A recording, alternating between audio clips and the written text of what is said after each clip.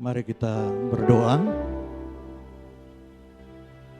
Kami bersyukur di dalam Engkau dan di dalam cara-Mu ada damai sejahtera, ada kekuatan, ada pertolongan, Amin. ada sukacita yang daripada-Mu. Walau kami harus melewati berbagai hal yang Tuhan izinkan, tetapi itu menjadi bagian dari cara Tuhan untuk membawa kami makin mengenal, bahkan makin mengasihi Engkau. Lengkapi sukacita ibadah minggu pagi ini Bapa, baik kami yang ada di gedung gereja maupun yang mengakses pemberitaan ini di mana saja. Tuhan memberkati kami.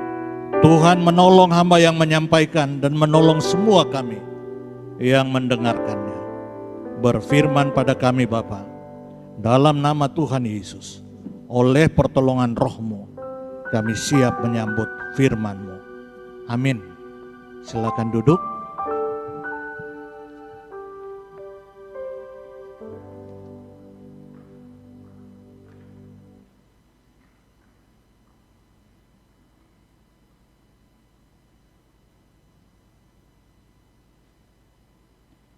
Iya, puji Tuhan kita bisa beribadah secara onsite ya, setelah sekian lama offsite ya.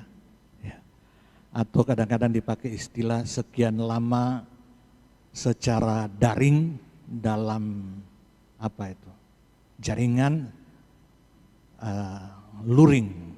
Ya, luar jaringan sekarang ya secara daring dalam jaringan. Maaf terbalik. Itu biasa istilah yang dipakai ya. Baik, bisa tolong dikeluarkan kepada saya, diberikan tema untuk disampaikan. Ya, sebelumnya ini bukan judul, ini bagian. Iya. The power of the promise. Itu apa namanya, tema yang diberikan oleh tim penggembalaan untuk disampaikan pada pagi. Tema ini diberikan juga teks untuk saya sampaikan dari Yesaya 35 ayat 1 sampai 10. Jadi ini berbicara tentang kuasa dari janji, kekuatan dari janji. Tentu ini berbicara tentang janji Tuhan ya. Dalam Alkitab, kalau dalam bahasa Indonesia ada istilah perjanjian, ada istilah janji. Kalau perjanjian itu bagaimana Allah membuat perjanjian dengan umatnya ya, itu pakai kata juga yang berbeda. Tapi kalau sekedar promise, janji, itu ya seringkali diterjemahkan dari kata firman ya. Dalam bahasa Indonesia diterjemahkan dengan kata janji, karena memang di dalam firman termasuk mengandung janji ya, mengandung nubuat, mengandung janji. Saya ingat bulan lalu saya berkhotbah dengan tema ya, janji yang memberikan penghiburan. Jadi antara lain janji itu memberikan penghiburan, tetapi juga memberikan pengharapan, memberikan rasa aman, ya. Jadi janji itu punya kuasa. Janji Tuhan itu yang berasal dari firman-Nya itu punya kekuatan, memberikan pengharapan. Jangankan janji Tuhan saudara ya, janji sesama itu seringkali memberikan satu kekuatan ya. Apalagi yang berjanji itu orang yang sangat kita percayai dan kita tahu kira-kira mampu memenuhi janjinya. Tapi kalau orang yang kita tidak percayai, ya tidak kenal, dan kita lihat orangnya tidak memenuhi syarat dengan janjinya, tentu kita tidak akan percaya atau tentu tidak akan menghasilkan pengharapan, kekuatan kepada kita. Tetapi kalau orang yang kita percaya, ya, jangankan Tuhan, sesama pada waktu dia berjanji itu punya kekuatan, memberikan harapan, memberikan hiburan. Saya pernah katakan, kalau anak saya katakan berjanji mau datang Natal di Batam, waduh, saya sudah senang, belum datang kayak sudah datang, saudara. Sibuk kami, sibuk mau mempersiapkan. Waduh, ini yang berjanji anak saya yang kami rindukan, begitu. Pasti memberikan pengaruh kepada kita. Ya, saya ingat saya mau menjual sesuatu yang lumayan besar, saudara. Ya, dia katakan dia berjanji saya akan beli. Terus saya katakan kalau begitu kasih tanda jadi. Berapa Bapak minta? Sekian, lumayan besar tanda jadinya. Wah, jadi langsung saya ngomong langsung dia transfer, dia percaya sekali dengan saya. Jadi saya juga pada waktu buka, serius dia, ya, dia langsung transfer. Jadi waktu ada janji, apalagi dibuktikan dengan tanda jadi, wah saya sudah menghayal akan begini, akan begini, akan begini. Ibu pulang ke Manado untuk duluan ke sana, tahu-tahu datang dia katakan tidak jadi. Waduh, ya. Terus dia telepon, jadi Pak Pendeta, biar biaya ibu itu kami tanggung dari uang tanda jadi. Bagaimana Pak Pendeta? Saya bilang, ya setengah-setengah aja lah. Oh silakan Pak, sebenarnya itu haknya Bapak. Dia tahu pendeta, dia peralat juga seperti itu. Tapi yang saya mau katakan, waktu dia berjanji bahkan sudah ada tanda jadi, itu memberikan kekuatan, sudah bercita-cita akan begini, akan begitu. Jadi janji itu luar biasa. Luar biasa memberikan kekuatan, the power of the promise. Ya, the promise atau sebaliknya seperti itu. Ya. Memberikan kekuatan, apalagi ini janji dari Allah. Jadi kalau kita sungguh mengenal Allah, jadi saudara, janji Allah itu muncul dari kekekalan Allah. Artinya berarti janji itu tidak mungkin berubah karena dilakukan dalam kekekalan oleh Allah yang kekal, sehingga janjinya pun kekal. Kalau kita, janji kita tidak kekal. Ya, saya pernah ke Johor, di sana dikatakan ini akan ada apartemen sertifikatnya kekal. Oh saya pikir apa itu? Maksudnya sertifikat hak milik, saudara. Jadi mereka bilang untuk selama-lama jadi milik, mereka katakan itu kekal. Ya, itu orang Melayu punya bahasa ya, seperti itu. Tetapi ini benar-benar kekal karena muncul dari Allah yang kekal, sehingga janjinya tidak bisa berubah. Kalau berubah, dia berarti bukan Allah. Dia berarti bukan Allah. Ya, itu Alkitab berkata, dia tidak pernah berubah dulu, sekarang, sampai selama-lamanya. Dan janjinya pasti, efektif, tepat guna. Mengapa? Karena muncul dari Allah yang maha kuasa.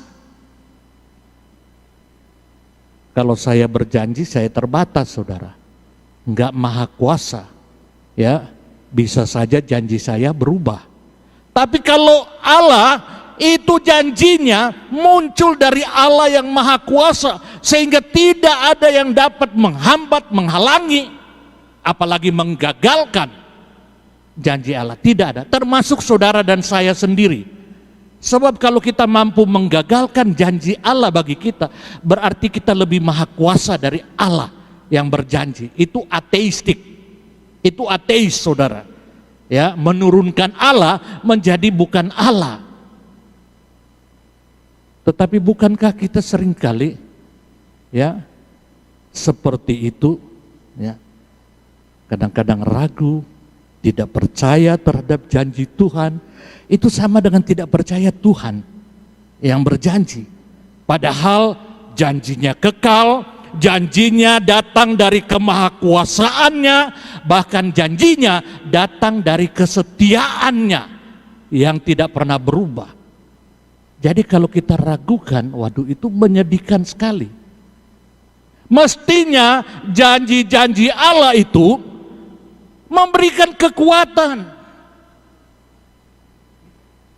Itu kalau saudara lihat kata power itu termasuk Roh Kudus itu memberikan kita power, dunamis. Paulus berkata, segala perkara dapat kutanggung. Itu unsur kata dunamis, ya, kekuatan kepadaku. Mestinya janji Allah itu pasti dan harus. Janji sesama kita saja bisa mempengaruhi kita, merubah kita. Coba Bapak Ibu ingat waktu zaman pacaran ya. Kalau pacar mau bilang, saya datang ya sebentar ya, jam sekian. Waduh, saudara sudah kalau bilang jam 7, sudah dandan dari jam 5 saudara. Waduh, mengharap janji kedatangannya. Iya, deg-degan, apalagi kalau baru pertama kali ya.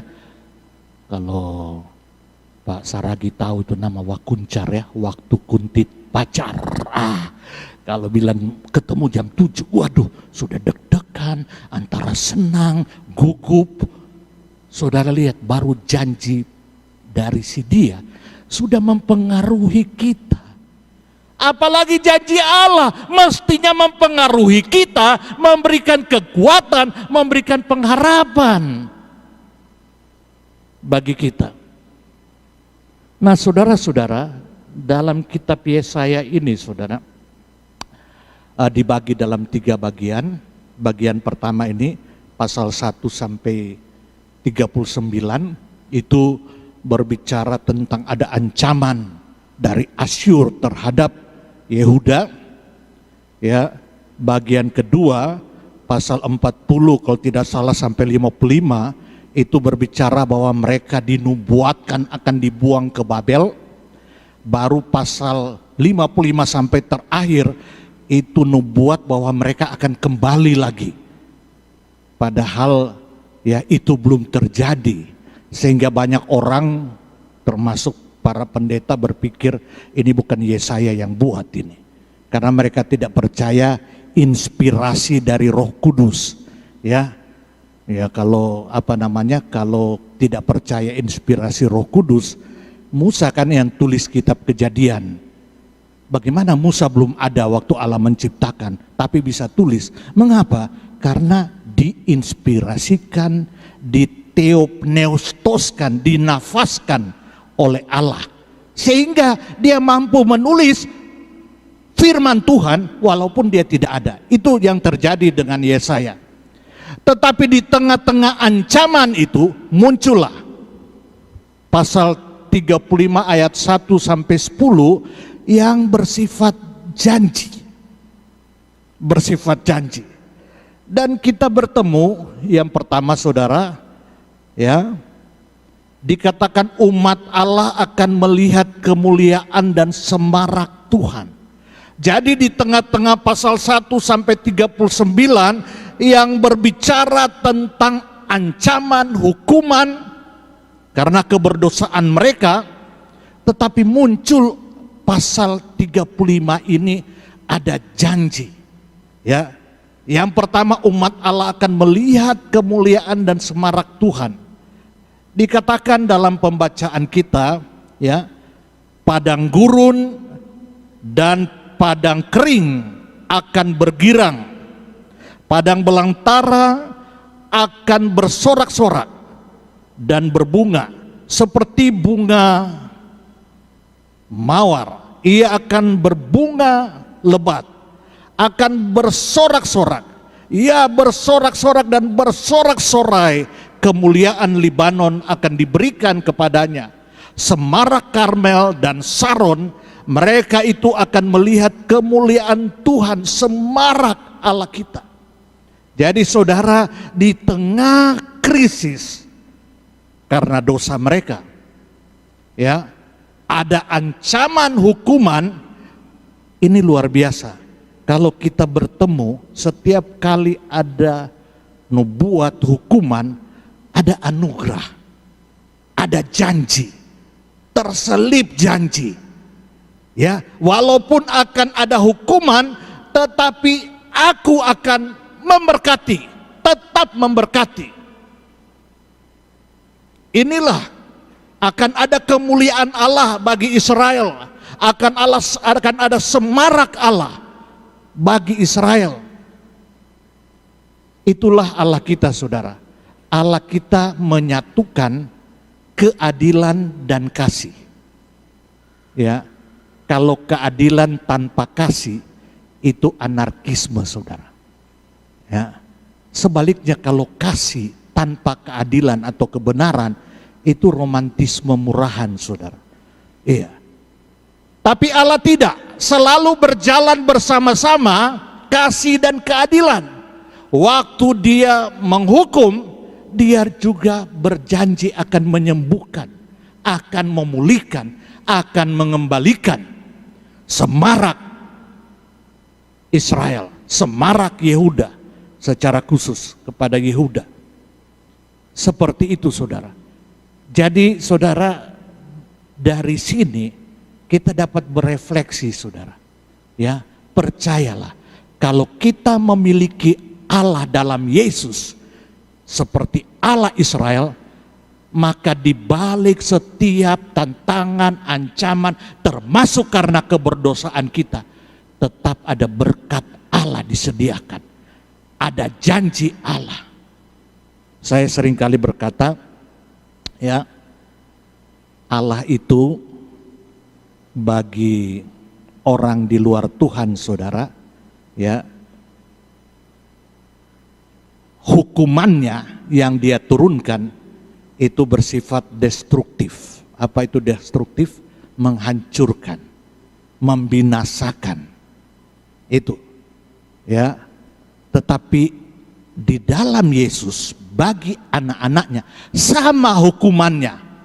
Tapi hukumannya bersifat edukatif, mendidik. Jadi beda, ya, yang satu destruktif untuk orang yang di luar Tuhan, yang satu edukatif, mendidik. Sama hukumannya, sama. Ya, saya tidak mengatakan, ya, COVID itu hukuman kepada seseorang. Tetapi baik orang percaya maupun orang tidak percaya, sama-sama bisa kena COVID. Tetapi bagi orang percaya, itu membawa kita makin dekat dengan Tuhan. Mungkin ada bertanya, tapi Pak Pendeta, bagaimana keluarga saya meninggal? Termasuk meninggal pun, itu untuk menyempurnakan kasih Allah. Alkitab berkata, tidak ada satupun yang dapat memisahkan kita dari kasih Allah. Baik maut, penderitaan, kuasa-kuasa apapun tidak dapat memisahkan. Jadi kita aja dengan anak kita, ya, anak kita berbuat salah sesalah-salahnya, tidak akan memisahkan dia dari kasih kita. Apalagi Allah, ya. Bahkan kematian justru menyempurnakan kasih Allah. Duh, seperti apa? Justru menjadi alat membawa kita masuk surga, saudara. Amin, saudara. Banyak orang mau masuk surga, saudara, tapi nggak mau mati. Ini masalah, saudara. Ini masalah, saudara. Nggak bisa, terkecuali saat sekarang ini Tuhan Yesus datang, kita nggak mati secara tubuh, langsung diubahkan dengan tubuh baru, masuk di dalam langit dan bumi baru. Tetapi kalau sebelum itu terjadi, tetap pintu gerbang menuju neraka atau menuju surga harus mati, saudara. Itu pintunya. Teman saya pendeta, dia cerita menjenguk temannya pendeta juga. Sakit, saudara. Sebelum dia berdoa, Pak Pendeta percaya kita sudah di dalam Tuhan, sudah selamat? Amin. Percaya kita masuk surga? Amin. Siap masuk surga sekarang? Jangan dulu, anak saya masih kecil-kecil. Seperti itu, saudara. Padahal Alkitab berkata, kemuliaan dunia ini tidak sebanding dengan kemuliaan surga yang akan kita dapatkan. Karena itu Paulus berani berkata, mati pun adalah untung bagiku. Karena langsung bersatu dengan Tuhanku. Di situ perbedaannya. Kalau sesuatu terjadi dalam hidup anak Tuhan, itu bersifat mendidik, atau sebagai pintu gerbang, mengalami kesempurnaan kasih Allah dalam sorga. Jadi luar biasa, ya. Luar biasa. Jadi bangsa Israel, ya, mereka hidup dalam dosa, ada ancaman, bahkan dikatakan mereka akan dihukum, tapi mereka akan kembali, bahkan ada janji kemuliaan mereka, semarak kemuliaan Allah akan kembali. Seperti itu, saudara. Itu yang pertama kita lihat. Yang berikut, umat Allah akan mengalami pemulihan berdasar pada mujizat yang sejati. Dikatakan, ya, di bisa kasih besar sedikit ini, ya, maklumlah, sudah 2 mata pun masih susah, ya, lumayan jauh soalnya. Pada waktu itu, mata orang-orang buta akan dicelikan, dan telinga orang-orang tuli akan dibuka.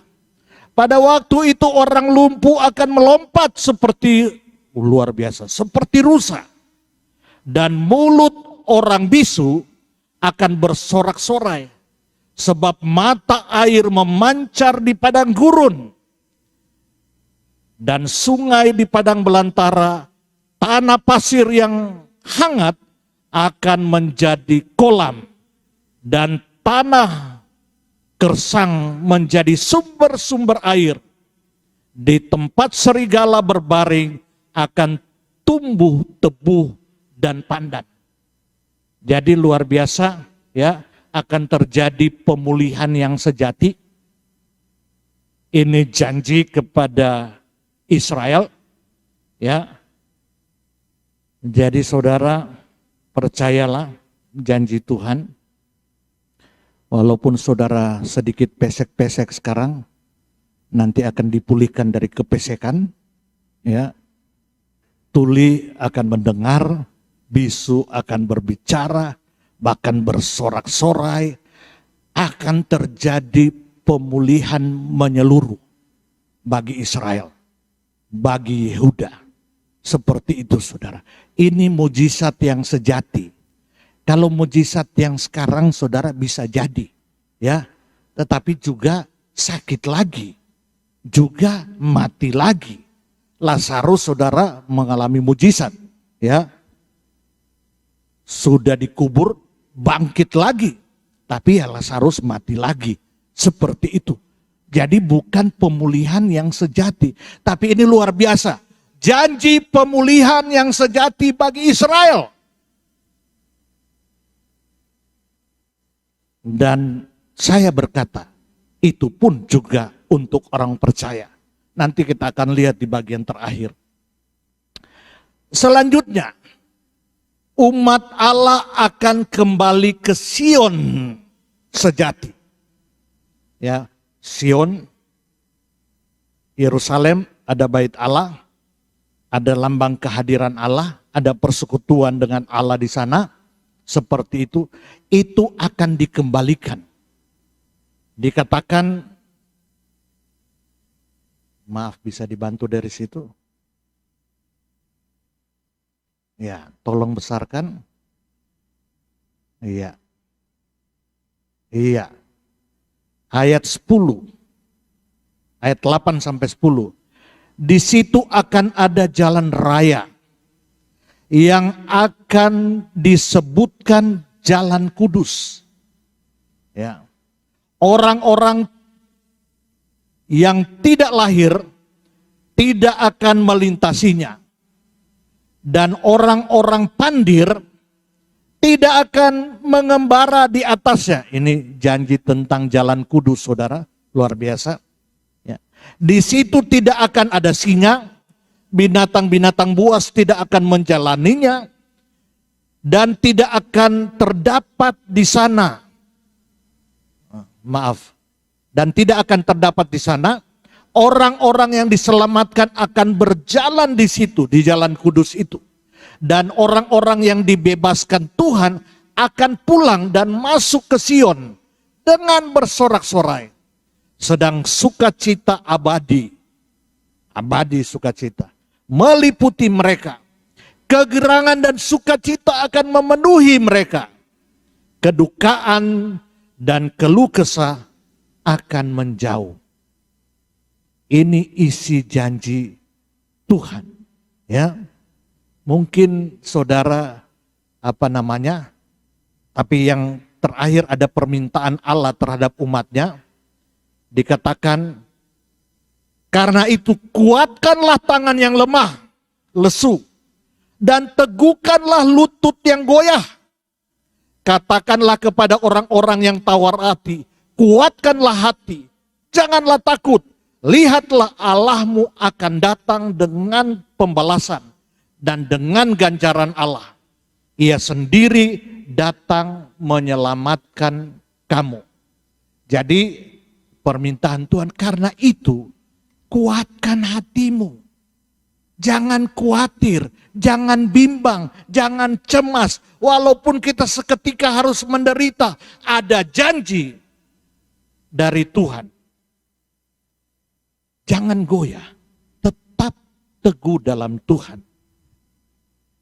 Kadang-kadang kita sulit mengerti janji Tuhan itu bersifat nubuat.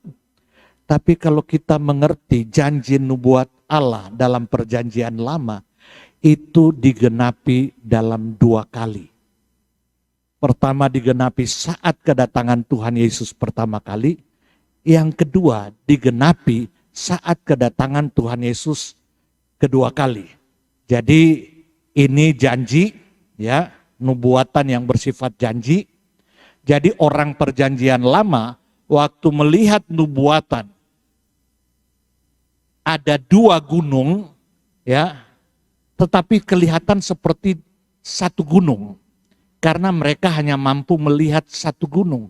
Padahal di dalam satu gunung yang mereka lihat, di balik gunung ada gunung lagi.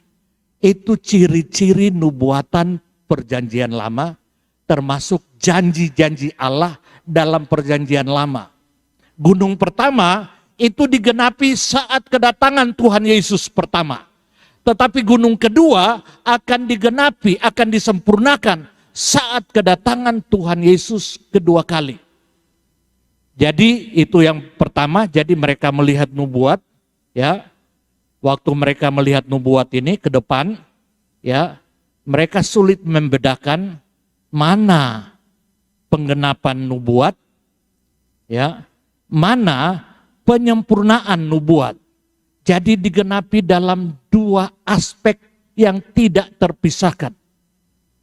Kalau saudara lihat janji-janji Allah yang bersifat nubuat yang kita sudah baca tadi, ya, kalau kita hanya melihat secara harafiah, tidak melihat keseluruhan Alkitab, kita akan bertanya, mana yang dijanjikan? Mana yang terjadi seperti tadi, pemulihan umum, ya, orang bisu, orang buta dan sebagainya. Mana ada jalan di mana ke Yerusalem, ke Sion hanya dijalani oleh orang percaya. Seperti itu. Mana semarak kemuliaan itu? Nah, itu yang saya katakan, pada waktu Allah berjanji, janjinya bersifat nubuatan, tetapi nubuatan itu dapat terjadi saat kedatangan Tuhan Yesus pertama, tapi juga saat kedatangan Tuhan Yesus kedua kali. Sehingga ini bersifat mesianik tentang Yesus. Ya, seperti itu. Dapat terjadi, kita alami sekarang. Ya, melalui Yesus secara rohani. Tetapi kesempurnaannya akan kita alami saat kedatangan Tuhan Yesus kedua kali. Sekarang ini kita di dalam Tuhan, ya, dengan janji ini seharusnya berdampak mengubah kita, berdampak memberikan kekuatan, berdampak memberikan kebahagiaan, sukacita, ya, kesukaan. Walaupun mungkin yang kita sedang hadapi krisis. Tapi karena ada janji ini, itu mengubah kita. Mengubah kita. Seperti yang saya katakan, jangankan janji Tuhan. Janji orang yang kita percayai saja bisa seperti itu pengaruhnya. Apalagi janji Tuhan. Tapi seringkali kita justru lebih percaya janji manusia, saudara.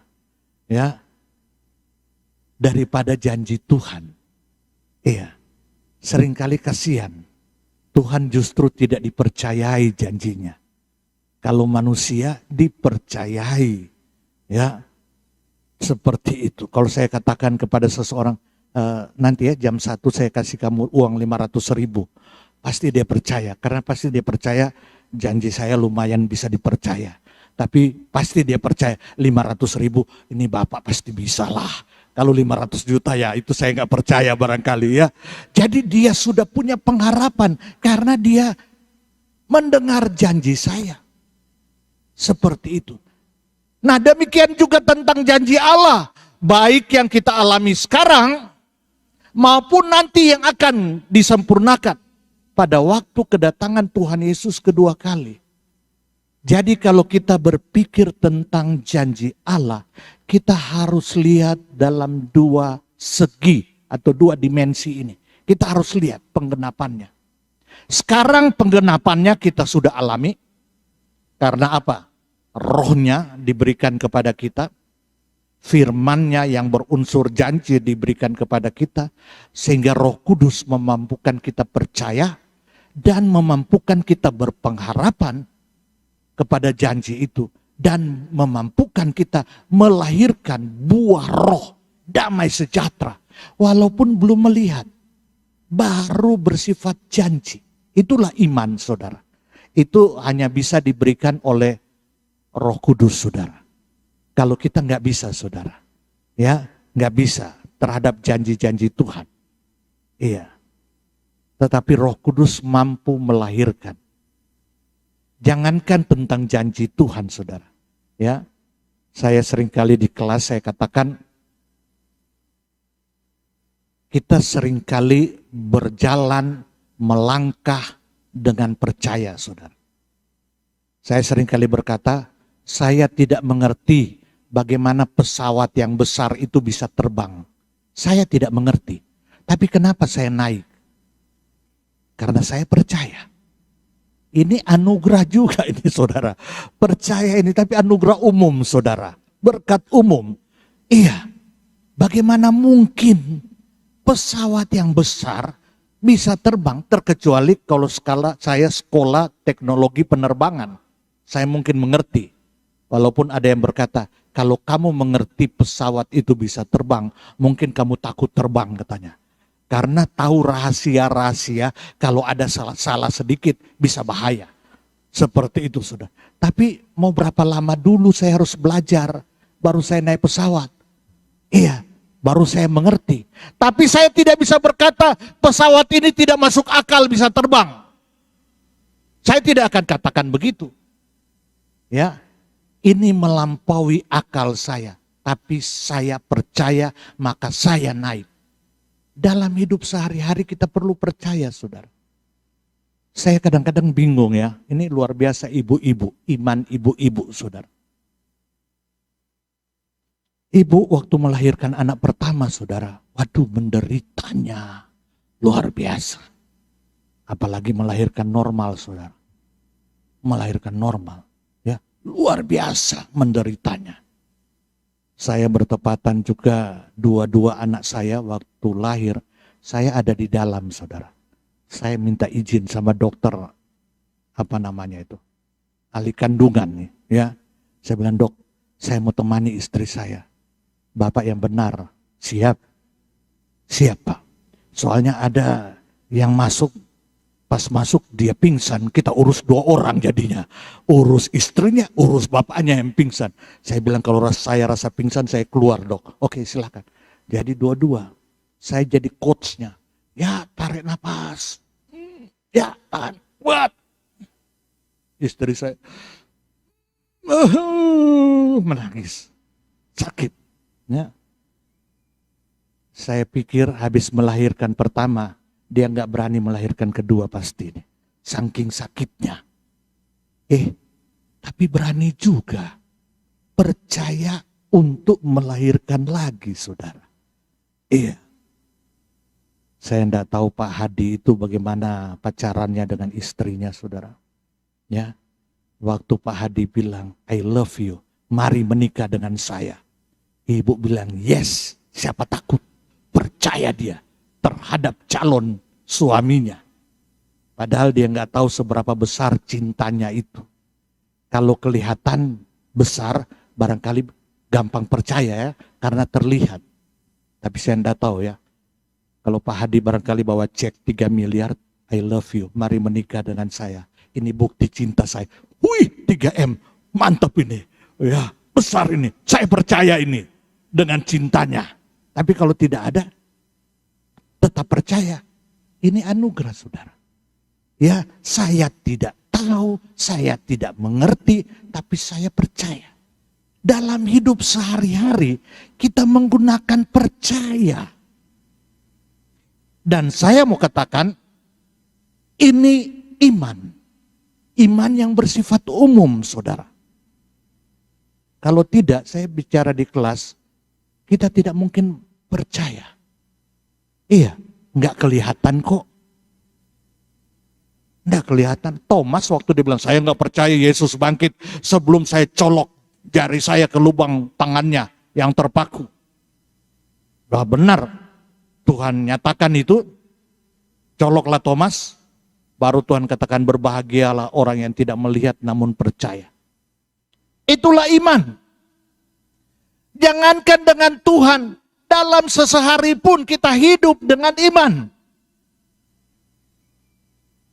Saya di kelas juga saya katakan, maaf bukan membeda-bedakan suku. Tapi ada suku tertentu ya, yang dominasi laki-lakinya kuat sekali. Bayangkan dia dari kecil dia lihat papanya menganiaya mamanya. Ya, papanya main kartu, duduk minum miras, mamanya yang harus kerja pontang-panting, ya, sudah gitu dipukulin pula. Sehingga banyak anak-anak yang mungkin saja trauma tidak akan menikah. Karena lihat seperti ini, apalagi kalau dia perempuan. Tidak akan menikah, saya tidak mau. Bagaimana ini hidup seperti ini. Tetapi luar biasa, pada waktunya Tuhan mengaruniakan iman, percaya untuk menikah. Untuk menikah.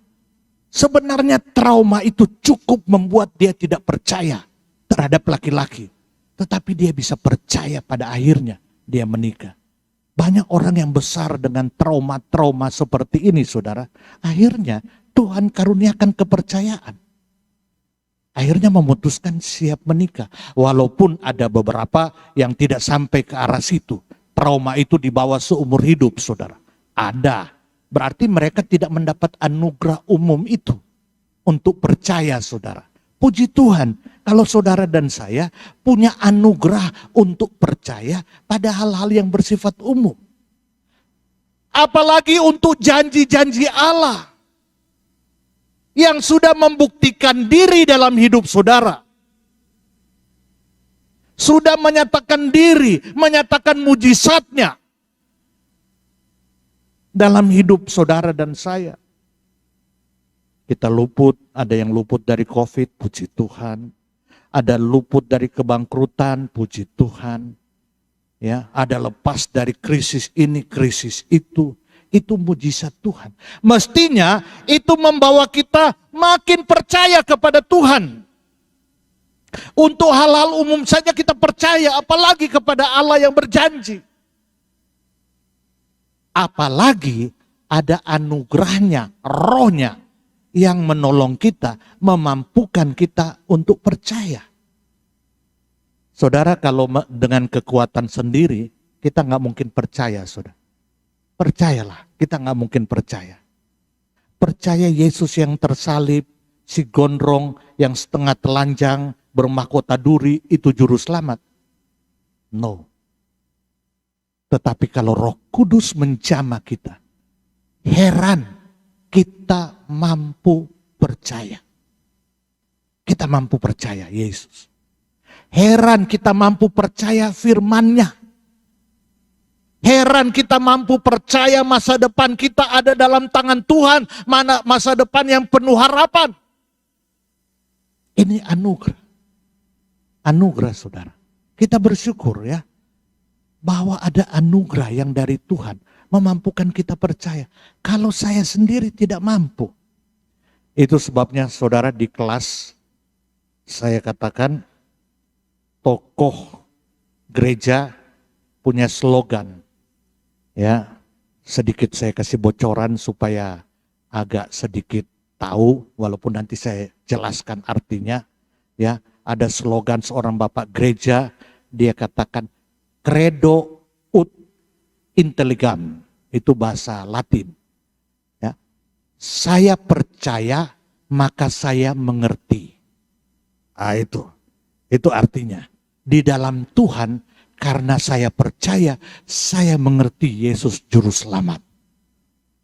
Iya. Kalau di dalam dunia umum, berbeda. Saya mengerti, maka saya percaya. Itu saudara. Jadi harus ada buktinya dulu. Harus ada buktinya. Mana buktinya? Kalau saya lihat buktinya, ya, kamu mau melamar saya, mas kawinnya berapa? 3M. Oke. Kalau itu. Ada buktinya. Ya, saya mengerti, maka saya percaya engkau untuk menikah denganmu. Itu umum, saudara. Tetapi untuk Tuhan, tidak. Saya percaya, maka saya mengerti. Saya hidup dengan pengertian saya itu karena saya percaya. Dan saya mengerti untuk makin percaya kepada Tuhan. Seperti itu, saudara. Itu dalam kekristenan. Dan saya katakan, jangankan dalam kekristenan yang tadi secara umum, saya percaya, maka saya mengerti bahwa memang benar pesawat itu bisa terbang. Memang benar, ya, bisa terbang. Seperti itu. Percaya dulu, kalau enggak saudara, di airport saya buka sepatu saya lempar sepatu saya. Lihat. Sepatu saya yang kecil begini saja jatuh. Ini pesawat besar begini, bagaimana bisa terbang? No. Ditarik-tarik nggak mau dia. Karena dia nggak percaya. Walaupun saya mengalami krisis percaya juga di pesawat. Saya dulu pernah dari Jakarta, saudara, ke Batam, saudara. Ya, dengan ibu. Waktu itu hanya pesiar mau ke Singapura. Air Asia waktu itu masih masuk di sini. Baru dia take off. Biasa saya itu kalau di pesawat itu gampang tidur, saudara. Baru dia take off, baru mau take off saya sudah tertidur. Tiba-tiba meledak pesawatnya. Langsung turun, saudara. Turun pesawatnya. Sudah mendekati laut, saudara. Ada yang sudah panik attack, saudara. Lari sana, lari sini, sudah ambil pelampung. Lari sana, lari sini sampai pramugarinya sambil mata menangis.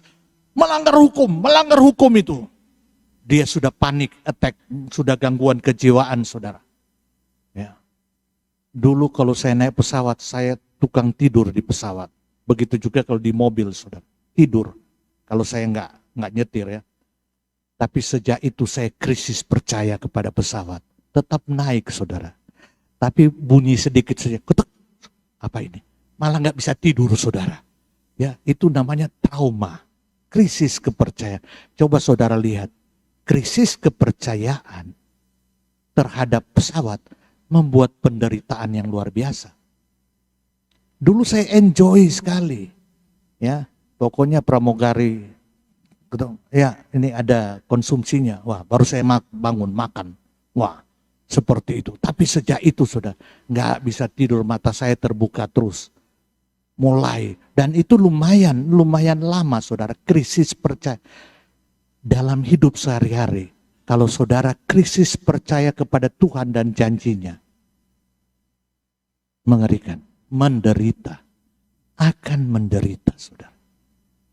Kekhawatiran makin menjadi-jadi, kecemasan makin menjadi-jadi. Orang khawatir, cemas bisa dua penyebabnya saudara. Yang pertama, secara medis bisa dibuktikan bahwa sistem saraf otak kita itu mengeluarkan zat-zat kimiawi. Termasuk salah satu zat itu namanya dopamin. Kalau dopamin keluar, kita ceria. Ya, kita berbahagia. Iya. Tapi kalau dia tidak keluar, kita bisa depresi, khawatir, cemas.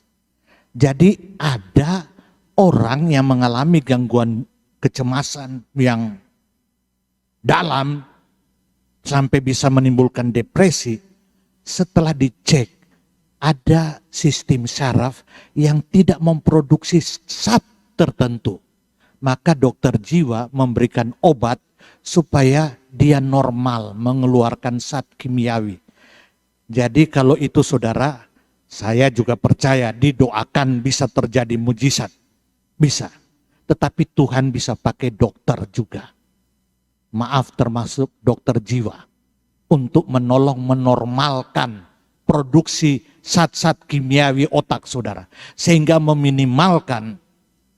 Jadi ada terapi rohani, ada terapi kognitif, nasihat, tapi ada terapi farmakologi, obat.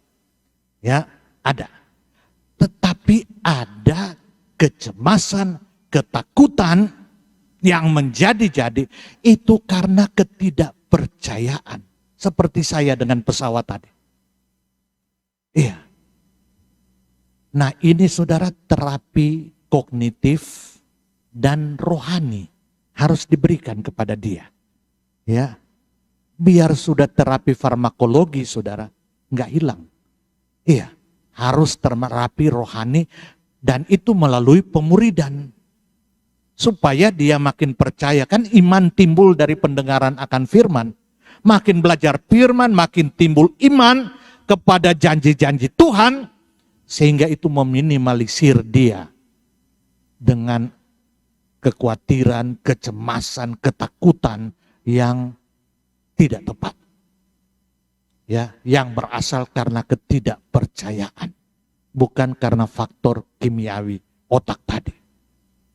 Jadi saudara, benar tema ini. Ya, the power of the promise. Kekuatan janji. Apalagi janji Tuhan. Mari saudara, baca Alkitab. Kalau bisa catat. Mana perintah Tuhan. Setiap kali baca Alkitab, renungan, tulis ini perintah. Supaya jangan kita lakukan. Oh ini janji. Catat janji, janji, janji. Dan percayalah kepada janji itu. Hiduplah atas janji Tuhan. Walaupun saudara belum melihat. Walaupun saudara belum melihat. Ya. Percayalah akan janji Tuhan. Karena janji Tuhan muncul dari kekekalan Allah. Muncul dari kemahakuasaan Allah. Pasti terwujud. Pasti tidak berubah. Pasti kekal selama-lamanya untuk saudara dan saya. Kiranya firman Tuhan pada hari ini kembali menguatkan kita, karena kita tidak tahu sampai di mana situasi dunia ini akan membaik. Seandainya COVID selesai pun, kemungkinan ada ancaman-ancaman lain. Dunia bukan berevolusi. Makin hari, kalau evolusi, makin hari makin baik. Dunia berdevolusi. Dari makin baik menjadi makin tidak baik. Kejahatan akan makin meningkat. Tantangan akan makin banyak. Tapi percayalah, kita punya Allah yang kekal, yang tidak berubah dulu, sekarang, sampai selama-lamanya. Dia sudah berjanji, Immanuel akan menyertai, akan menolong, akan membawa kita dengan aman masuk ke dalam sorga. Tuhan Yesus memberkati kita. Kita berdoa. Bapa di sorga, kami bersyukur. Kami tahu bahwa membahas tema ini bisa dijelaskan, tapi tidak mungkin menghasilkan iman kalau Roh Kudus tidak menolong kami. Karena itu Bapa, biarlah Roh-Mu yang hadir bersama-sama dengan kami, menolong memeteraikan firman-Mu, sehingga dapat terwujud dalam kehidupan kami, sehingga kami menjadi orang-orang yang berjalan dengan iman. Sehingga kami pun dapat seperti Petrus berjalan di atas air kehidupan. Karena fokus kepada Tuhan Yesus. Tidak fokus kepada gelombang kiri dan kanan. Kau fokus kepada Tuhan, fokus kepada janji Tuhan. Sehingga apapun yang terjadi, damai sejahtera Tuhan kiranya melimpah atas kami. Inilah syukur dan doa kami dalam nama Tuhan Yesus. Amin. Tuhan memberkati.